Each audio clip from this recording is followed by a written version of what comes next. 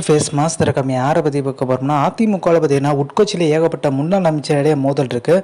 CV சண்முகத்துக்கும் ஜெயக்குமாருக்கும் பார்த்தீங்கன்னா இப்போ மிகப்பெரிய ஒரு மோதல் உண்டாயிருக்கு. ஏன்னா ஜெயக்குமாருக்கு பெரிய லெவலில் பதவி கொடுக்கவே இல்லை.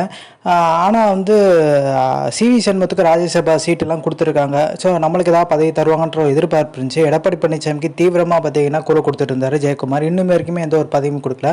ஆனால் அதுக்கு என்ன சொல்கிறாங்க, ஜெயக்குமார் உங்கள் மகனுக்கு வந்து சீட்டு கொடுத்துருக்கோமேன்னு சொல்லிட்டு, ஏங்க அதிமுகவில் வேட்பாளர் நிற்கிறதுக்கு ஆள் இல்லைன்னு சொல்லி தான் என் மகனுக்கே சீட்டை கொடுத்தீங்கன்ற மாதிரி பார்த்தீங்கன்னா ஜெயக்குமார் திருப்பி கேட்க தலைமை கொஞ்சம் மிரண்டு போய் கிடக்குது. ஸோ இப்போ எடப்பாடி பழனிசாமியால் வேலுமணி தங்கமணி இவங்களே சமாளிக்க முடியல. இப்போ ஜெயக்குமாரும் பார்த்தீங்கன்னா அப்படியே கூச்சிட்டு இருக்காரு. ஒரு பதவி கிடைக்குமான்ற ஒரு எதிர்பார்ப்பு இருக்கு. நல்லா கவனிச்சு பார்த்தீங்கன்னா தெரியும், யார் யார் வந்து ஓபிஎஸ் எதிர்க்கிறாங்களோ அவங்களுக்காக பார்த்தீங்கன்னா அந்த ஒரு பதவி கொடுத்துருப்பாரு. இப்போ நத்தம் விஸ்வநாத், திண்டுக்கல் சீனிவாசன் இல்லை இவங்கெல்லாம் பார்த்தீங்கன்னா தென் மாவட்ட மக்கள்.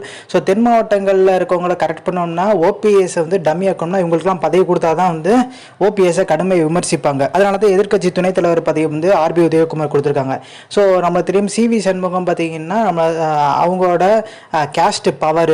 ஸோ அதனால தான் அவருக்கும் கொடுத்துருக்காரு. ஆனால் ஜெயக்குமார் பொறுத்த வரைக்கும் பெரிய லெவலில் இல்லை. அவர் சென்னையில் தான் இருக்காரு, ராயபுரத்தில் தான் இருக்காரு.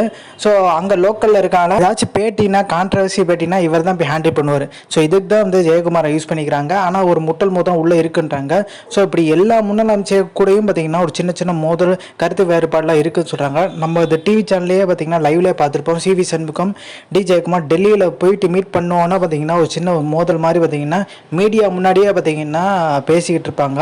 ஸோ உட்கட்சியில் ஏகப்பட்ட மோதல் இருக்குன்றாங்க. ஸோ இந்த இன்ஃபர்மேஷன் பிடிச்சா like share subscribe. Thanks for வாட்சிங் திஸ் வீடியோ.